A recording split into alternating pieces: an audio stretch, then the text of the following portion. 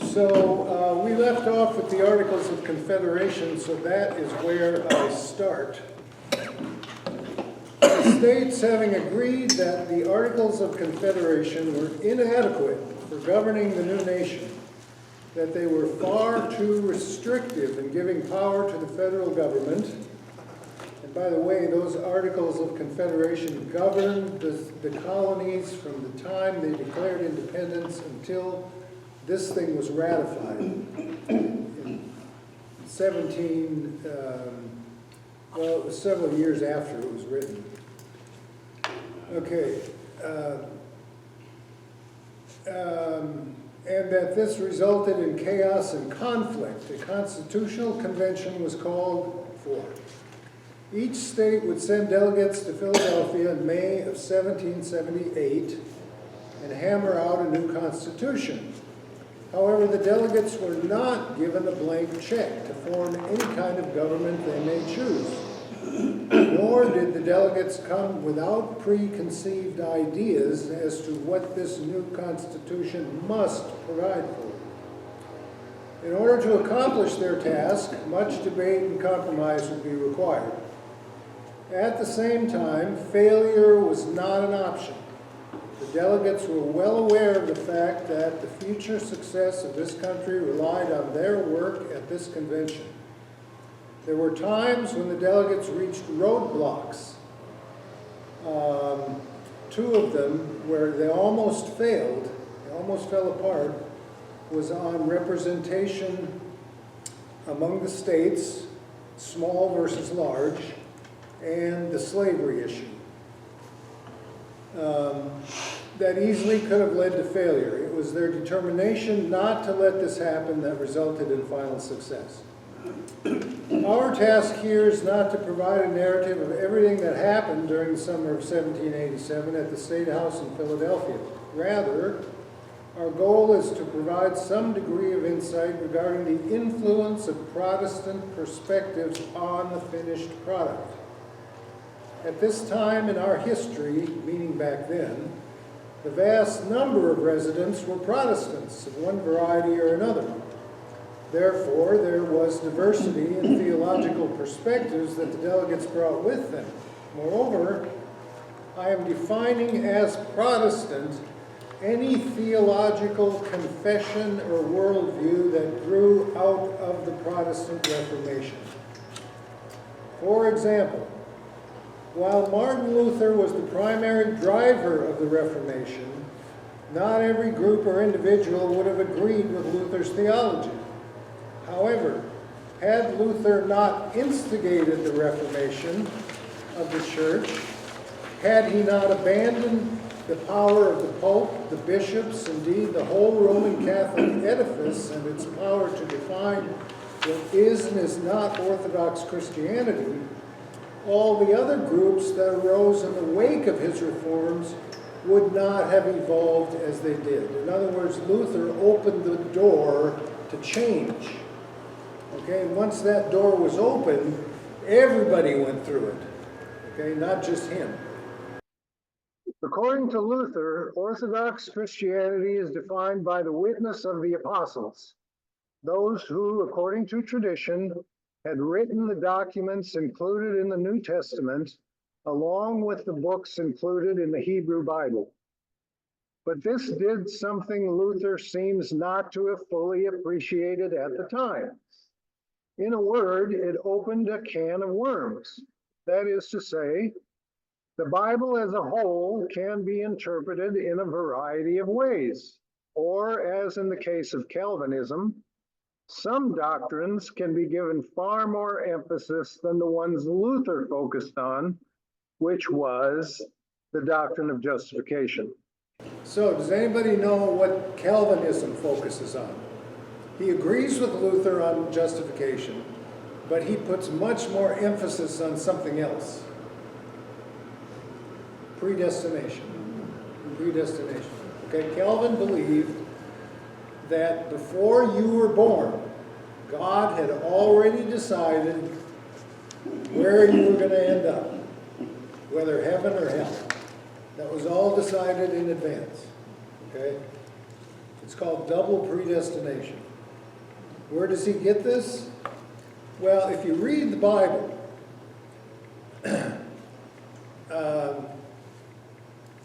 even if you disagree with Calvin's interpretation of it, there is predestination. For example, did Abraham choose to become the ancestor of the chosen people? No, God chose him. Did the Jews choose to be the chosen people? No, God chose them. Did the disciples choose to become Jesus' disciples? No, Jesus chose them. So you see, there is predestination. But the idea that there's a double predestination is a matter of controversy. But the Calvinists believed that there was. Okay? So he emphasized different things, even though he comes out of the Reformation that Luther started. I'm sorry, can you explain what's meant by double predestination as opposed to predestination? Double means that there's not just you're predestined to go to heaven, it's that you're predestined to go to either heaven or hell. So there's double jeopardy here, okay? You might go to one or you might go to the other. The strict form of predestination is that everybody's going to go to heaven. That's called universalism. Okay. On top of this, I'm including in the category Protestantism such doctrines as those held by deism. According to this perspective, God created the world to operate under the influence of certain natural laws, such as gravity, which you can measure through a mathematical formula, and God does not interfere with these laws in the form of miracles. While it could be argued that this point of view is more the result of the success of science than the Reformation, nevertheless, it became an alternative to the Roman Catholic view and therefore was influenced by the Reformation. In other words, had there not been a Reformation, had the Catholic Church remained the only church, there wouldn't be all these other denominations, including the deists, who believed that there was a God, but God created everything to operate on its own. Just like when you get in your car, what do you have to do to make the car go? Turn it on. After you turn it on, do you have to make the engine do anything? No, except step on the accelerator. Yeah. It does it on its own. I expect it to work. Yeah. So to stop. Now, if you go down a little further there, some people claim that the founders of the United States were deists. Some people believe that. That may be true of Thomas Jefferson and Thomas Paine. Anybody know who Paine is? Yeah, he wrote Self-Reliance. Yes, yeah. He was a deist. Jefferson was a deist. Remember, Jefferson took the New Testament and he cut out all the stories of the miracles. And he left only Jesus' teachings in, because he was a deist. Okay? But neither of them attended the Constitutional Convention. Jefferson happened to be the ambassador of France at the time, so he was in Paris. Of the religions represented there, there was one Lutheran, a guy by the name of Luther Martin. He was from Maryland. There were Anglicans, probably most were Anglicans, especially if they came from northern states. Presbyterians, Congregationalists, and perhaps Methodists. I'm not entirely sure about all the different denominations that were represented. The point is this: no matter which Protestant denomination you come from, there are certain ideas concerning human nature that they all hold in common. The two most important of these are the following. Number one, every human being was created in the image of God and is therefore of equal value to every other human being. There's no such thing as a scale of value when it comes to human beings. Moreover, as Jefferson wrote in the Declaration, this means that all have equal rights. Although I would add to this that those rights and the freedom to exercise them for Christians is tied to the first commandment, which is, we are to serve God above all other authorities if and when these come in conflict with one another. Okay? Now, the best example I can come up with where that actually happened was Dietrich Bonhoeffer. Okay? He was a Christian. He lived in Germany. But he would not do what the Nazis wanted him to do because he was serving God. And so, freedom in a Christian sense doesn't mean you can do whatever you want. You can shoot your neighbor if you want. You're not free to do whatever you want. You're free in the sense that no one has ultimate power over what you can and can't do except God. Okay? That's what it means in a Christian sense. Secondly, as our baptismal service puts it, we are born into a fallen humanity. In other words, we don't know God by nature. We aren't born with the knowledge of God. We don't even know if there is a God by nature.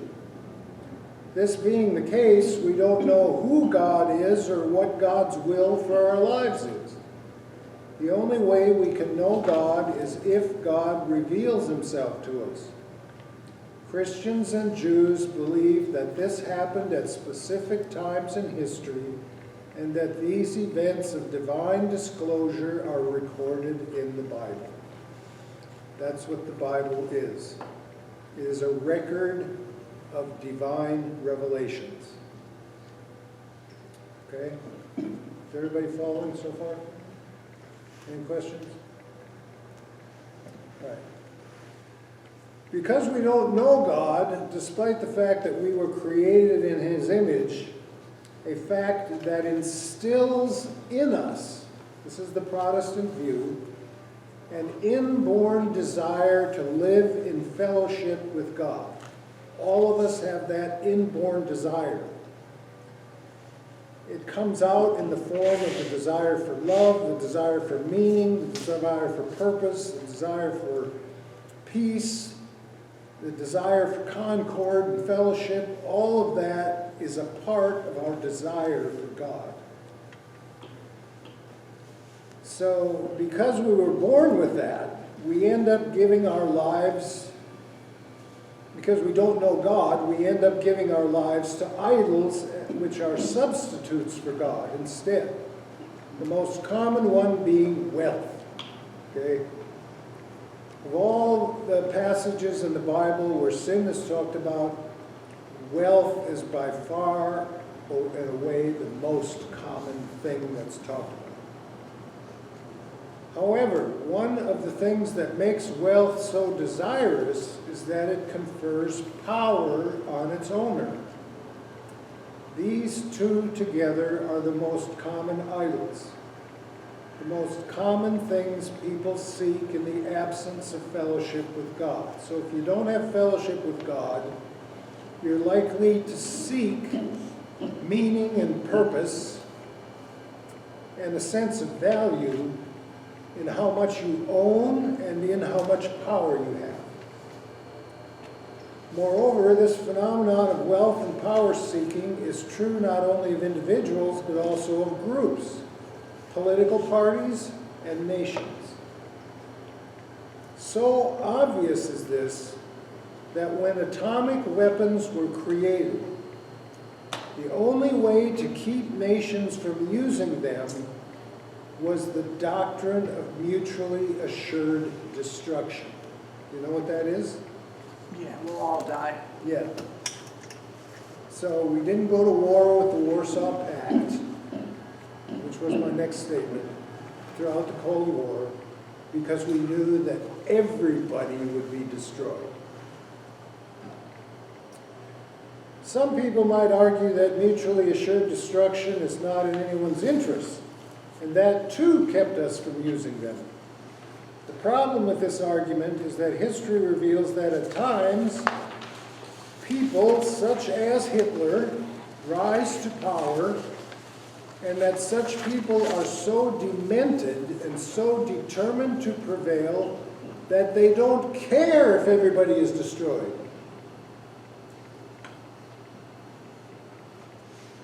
That has happened in many cases throughout human history. There have been wars where people didn't care if everybody was killed. If they have to lose in a conflict, then everyone else has to lose as well. What do Christians call this? The word sin. Seeking God in an idol means that we are missing the mark of our purpose and the meaning of life. That is what the literal definition of sin is, missing the mark. Okay, so if you're seeking God in an idol, you're missing the mark, and it's going to have negative consequences on your life. Okay, so these are Protestant doctrines that whether you're Methodist, Episcopalian, or Presbyterian, or whatever, they all believe the same thing in this regard.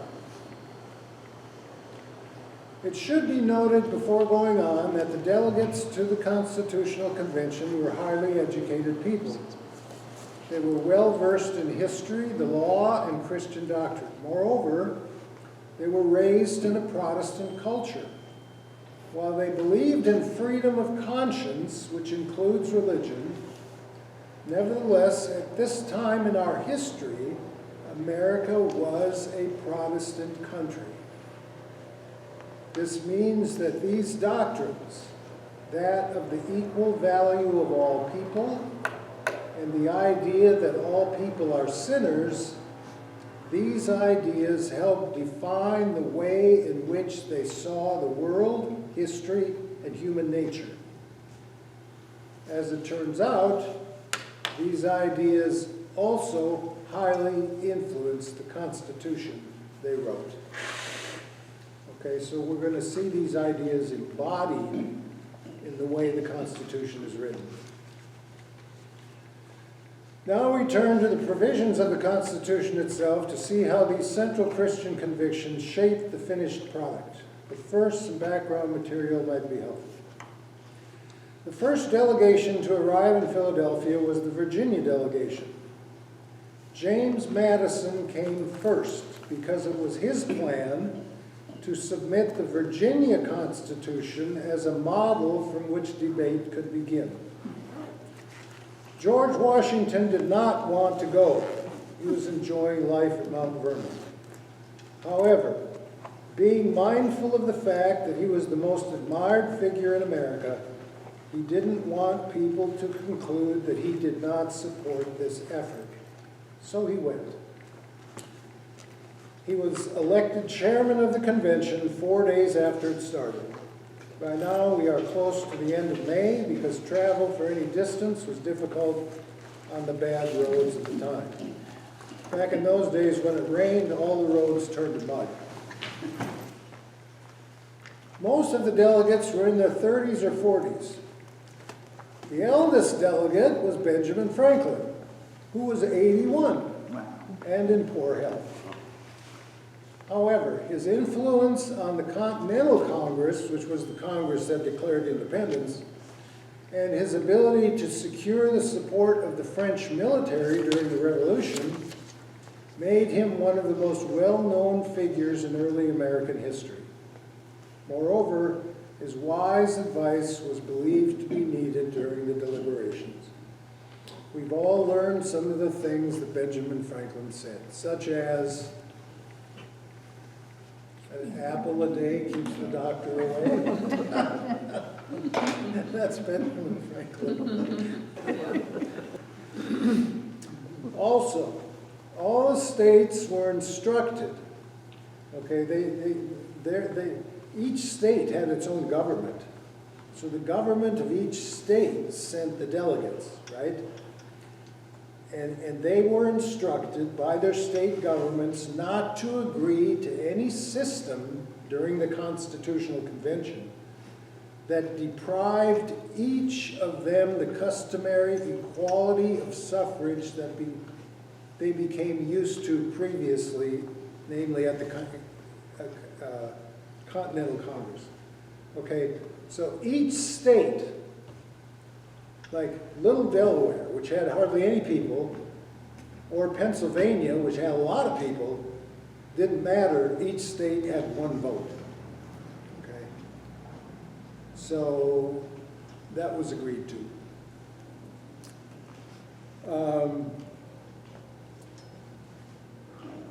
The largest states in terms of population were Massachusetts, Virginia, and Pennsylvania. Smaller states such as Maryland insisted on an equal say regarding anything that would be agreed to. The fear was that if states with a larger population wielded more power, this goes back to that idea that people seek power as a substitute for God, wielded more power, the cherished value of equality would be compromised. So each state had one vote when deciding on controversial issues, regardless of population.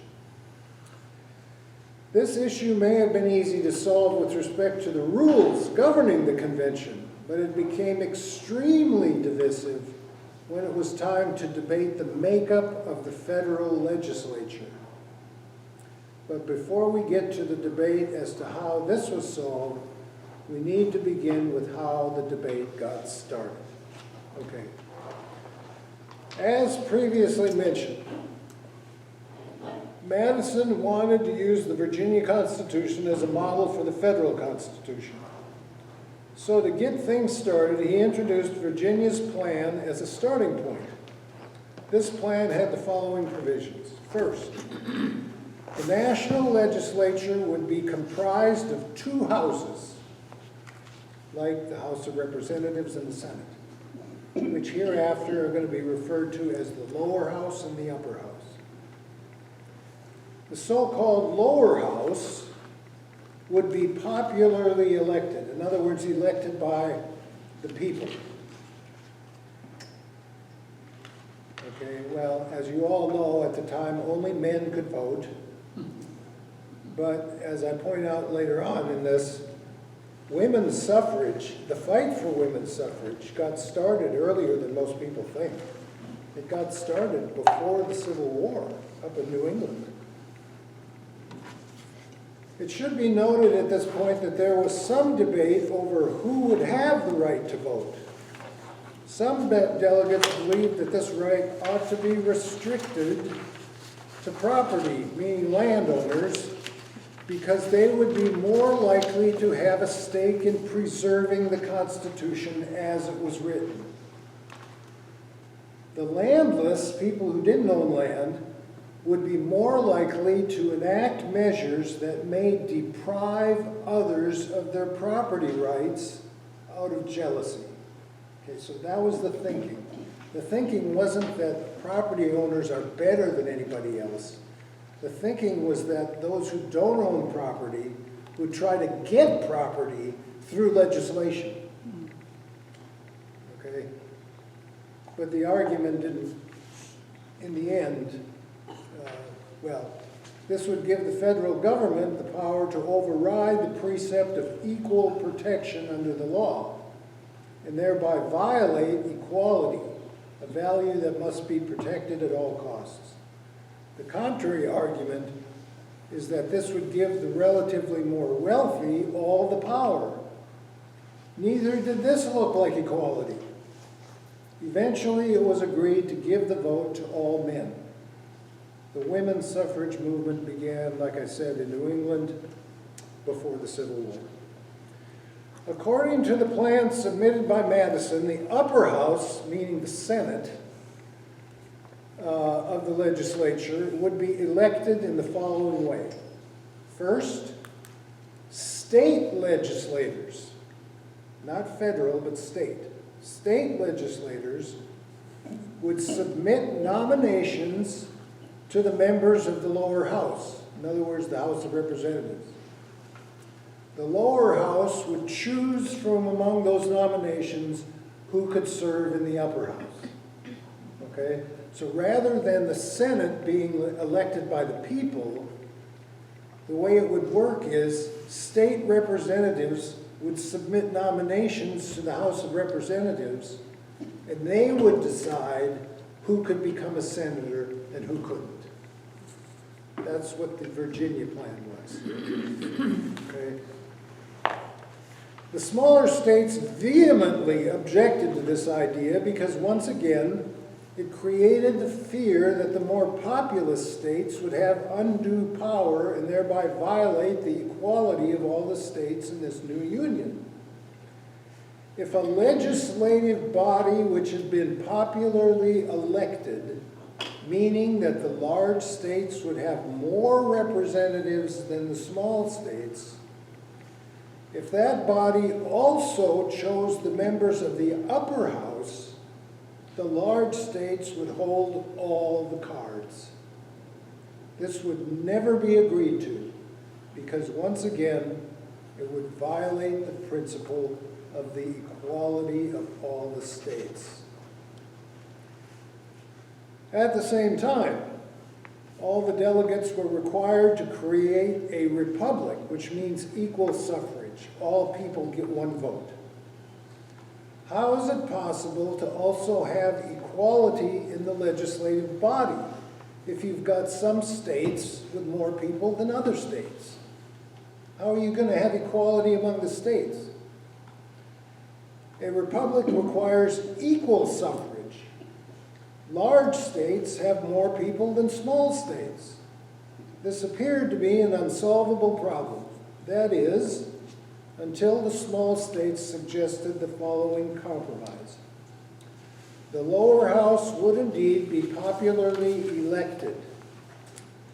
Moreover, spending bills, okay, which, you know, all government policy depends on money. So whoever gets to control of the purse has more power. The spending bills would have to originate with the lower house, the house that was elected by the people.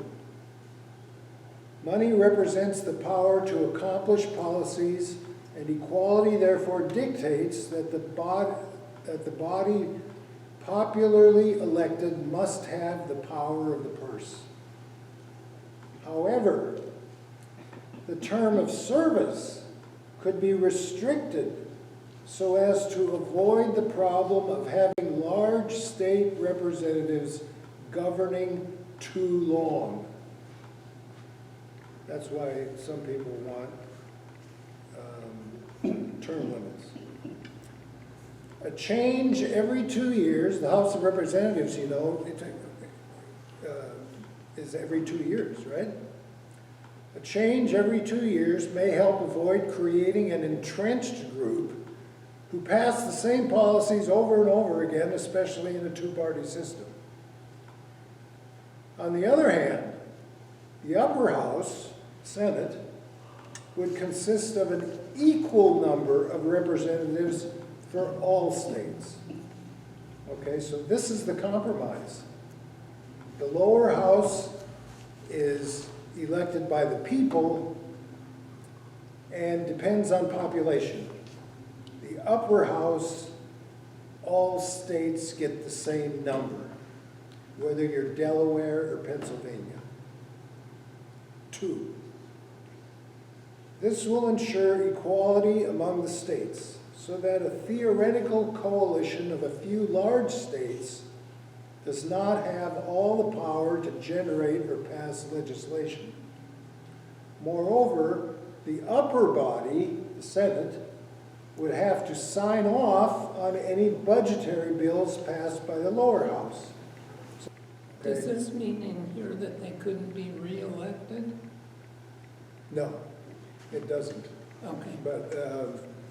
But back in those days, what they envisioned was that representatives would be mostly farmers, tradesmen, people who had another profession, and that they would take 2 years off to serve and then go back to their profession.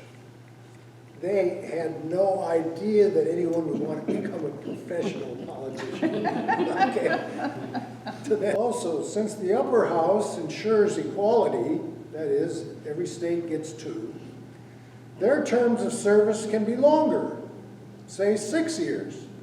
That way, 1/3 of the upper house would be elected whenever there is an election for the lower house. 2 years for the lower house, 6 years for the upper house. Okay? In addition, regarding the executive branch, that is to say the president, okay, the upper house would have the authority to approve a proposed cabinet for the president. It has to go to the Senate first. Secondly, they would also have the power to accept or reject candidates for the Supreme Court.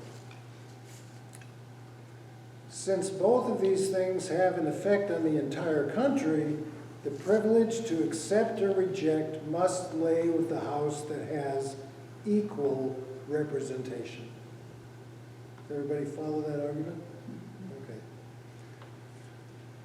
But who will have the power to elect the upper house? Okay, it wasn't the same back then as it is now. At first, this was done by state legislatures. All right, the senators were elected by the state legislature. Eventually, the Senate too would be popularly elected.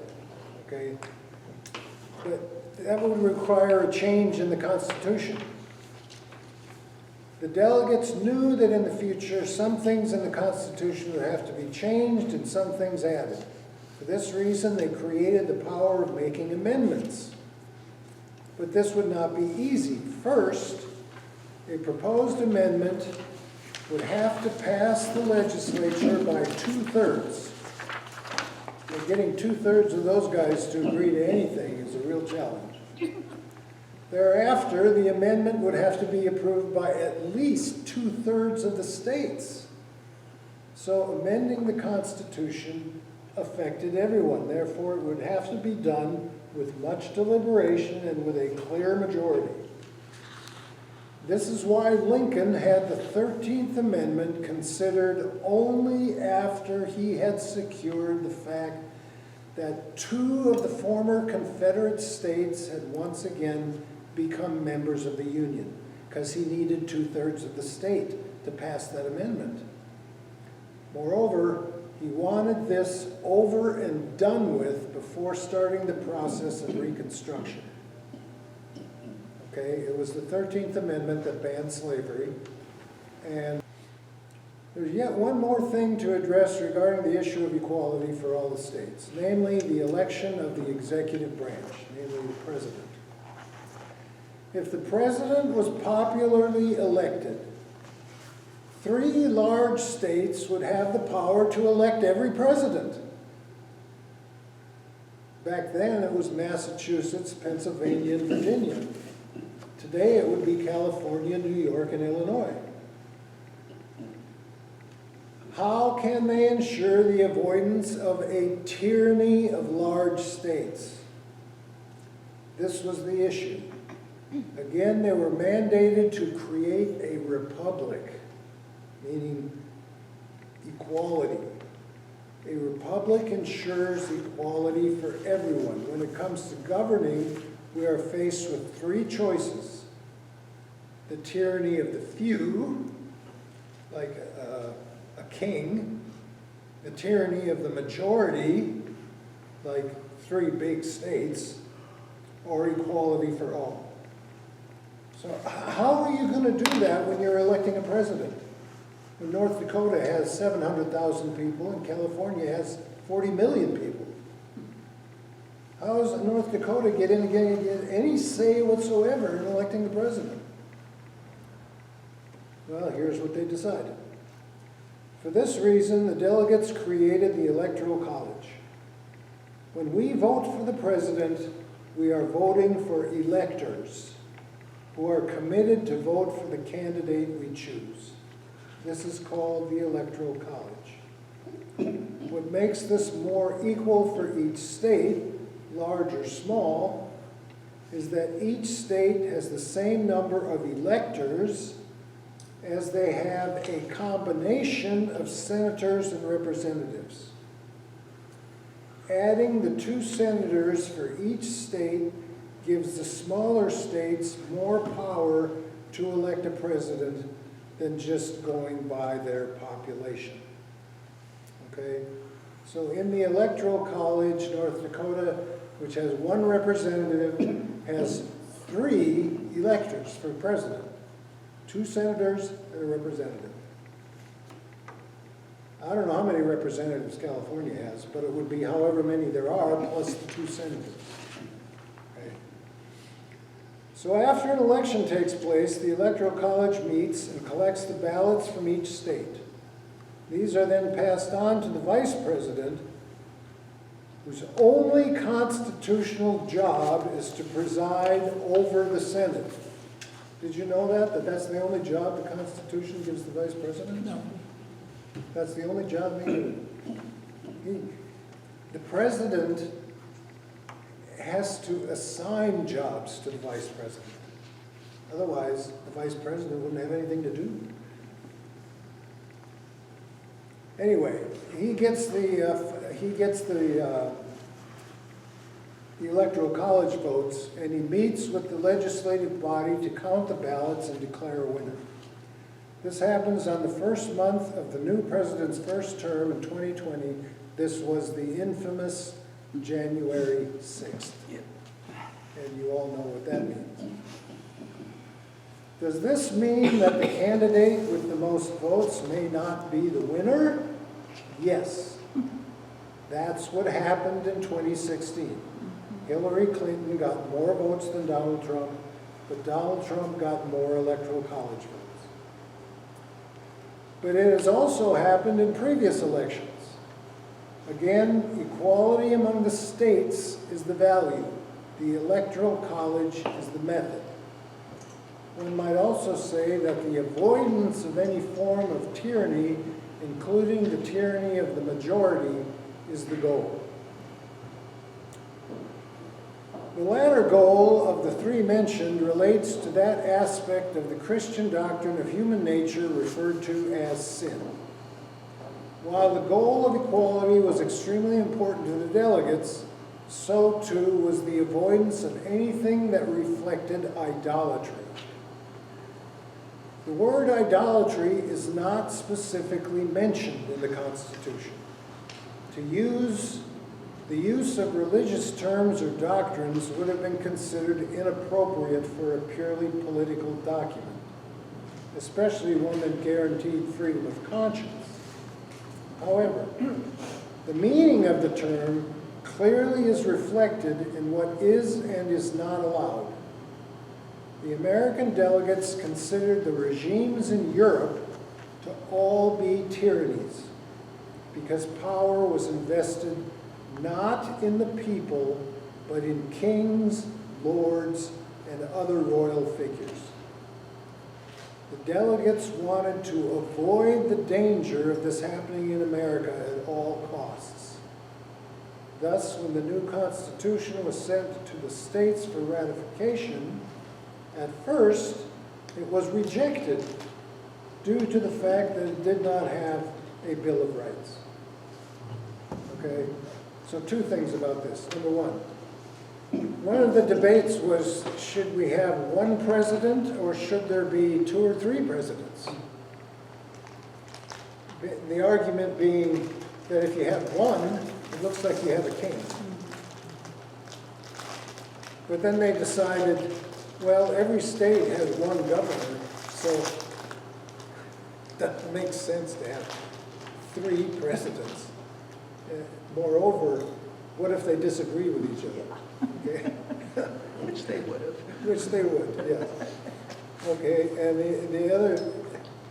the other thing about this Bill of Rights, the reason the states insisted on a Bill of Rights was that they wanted it enshrined in the Constitution that they ratified, that the government would have limited power. Okay, so for example, if a police officer knocks on your door and says, "Good morning, sir or madam, I'm just going to let myself in because I'm searching for drugs," would that be legal? No. Why not? Illegal search and seizures. That's exactly right. Illegal search and seizure. What does he have to search your house? Search warrant. He has to have a search warrant. Where does he get that? From a judge. From a judge. And there has to be evidence. The judge won't give it to him. Usually. Yeah, usually. Okay. You know, any system can have abuses, you know. There's nothing that's going to be perfect. But that's what the Bill of Rights does. It ensures the freedom of the citizens from government authority. That's why the First Amendment guarantees freedom of the press, freedom of assembly, freedom of speech, and freedom of religion. The latter goal of the 3 mentioned relates to that aspect of the Christian doctrine of human nature referred to as sin. I read that already.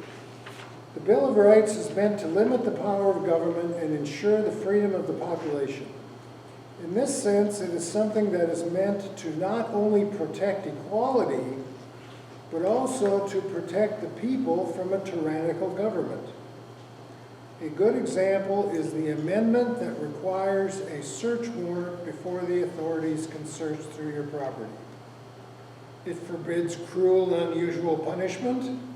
This reflects the fears stoked by what happened during the French Revolution. I don't know how familiar you are with that, but it was a bloody affair. In any case, the whole structure of the government that was created reflects this desire to avoid the abuse of power, which is something caused by sinful desires. In order to accomplish this with respect to the government as a whole, the delegates wanted to create a government where the power was dispersed into a set of checks and balances. Thus, the legislature is given the power to make laws, the executive is given the power to enforce laws. Moreover, the executive is disallowed from trying to enforce laws that have not been passed by Congress. That happened a short time ago. Does anybody remember what the issue was? Oh, it was over immigration. No? Well, maybe so, but I'm thinking of another one. Okay, President Biden tried to forgive student loans. Right. The Supreme Court said no. Why did it say no? Because the president doesn't have the power of the purse. Okay. Moreover, the executive is disallowed from enforcing laws that have not been passed by Congress. Otherwise, the executive has a wide range of options so long as they pertain to laws that have been passed by Congress. So, for example, if Congress passes a set of environmental laws, the Department of the Environment has a lot of options as to how these laws can be implemented. But they have to have first been passed by Congress. Also, in order to provide a check on the legislature, a law can't go into effect, including spending bills, without the president's signature. But this can be overridden only by a 2/3 vote of the legislature. So if the president won't sign a bill, it doesn't go into law unless 2/3 of the legislature passes it over his head. But what if the president does something that the legislature has not passed, or that the Constitution has not given him the power to do? Without a check on that, tyranny is inevitable. Why? Because the use and abuse of power are one of the most common temptations known to man. The conflicts of the 20th century were all caused by the tyrannical abuse of power. Whether you're talking about Hitler in Germany, the Empire of Japan, whether you're talking about World War I, which again was started by the Kaiser in Germany, it was all the abuse of power that caused all of those wars.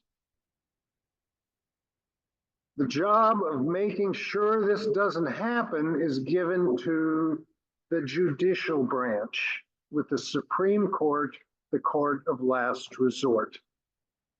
All right, so if the president tries to do something the Congress hasn't okayed, it's up to the Supreme Court to say no.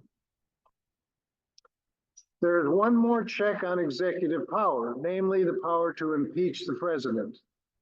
If the president commits high crimes and misdemeanors, the lower house may impeach with a 2/3 vote. The articles of impeachment would then go to the upper house for a formal trial, with the Chief Justice of the Supreme Court presiding. If convicted by a 2/3 vote, the vice president would be sworn in as the next president. The delegates made this a difficult process on purpose. The danger in their minds is that a particular legislature would attempt to impeach a president not because the president committed a serious crime, but because they disagreed with his policies. This has happened only twice in our history. Andrew Johnson, previously the vice president under Abraham Lincoln, was impeached by the so-called radical Republicans because he refused to follow Lincoln's plans for Reconstruction. Donald Trump was impeached by a Democratic majority in the House for reasons that were not particularly serious, at least they weren't in my mind. They just didn't like him for his populist views. The Senate refused to convict. These three branches of our government were created to disperse and balance power and to make sure that power is not abused. And so we have a legislature, an executive, and a judiciary. Everybody follow that? Any questions on that? That's why we have three branches of government. Okay, this is only the briefest of summaries of what is allowed for each of the three branches. For example, the president is the commander-in-chief of the military. However, only Congress can declare war on another nation. The president doesn't have carte blanche when it comes to using the military. That would be one of the quickest ways to the creation of a tyranny. However, once there is a war, he's in charge. The delegates were well aware of the problem of military dictatorships. So once some dictator gets control of the military, he can do anything to a country. Obviously, we did not get into everything that Madison proposed at the beginning of the convention. However, hopefully we covered enough to illustrate how the founders addressed the values of the equality of all people and the temptations to sin, both Protestant values. Some of the issues we did not address, but which were very important matters of debate, include restricting the power of the federal government so that it did not interfere with the rights of each state to govern local issues.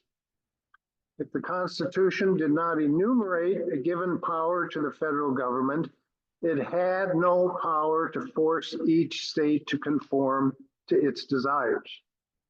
In other words, the federal government can't do anything that the Constitution doesn't give it power to do. At the time, the issue of who had the power to govern Western lands was a big issue. We had all this land, right? Since states in this vast area had not yet been formed. However, the federal government had the power to add new states so long as they guaranteed a Republican form of government to its citizens. So no state could be added to the Union unless they guaranteed one person, one vote. The federal government in general was to provide for the protection of individual rights, manage the common property, all this land. Does the federal government have a lot of land today? It does. Yeah, there's a ton of it. Yeah.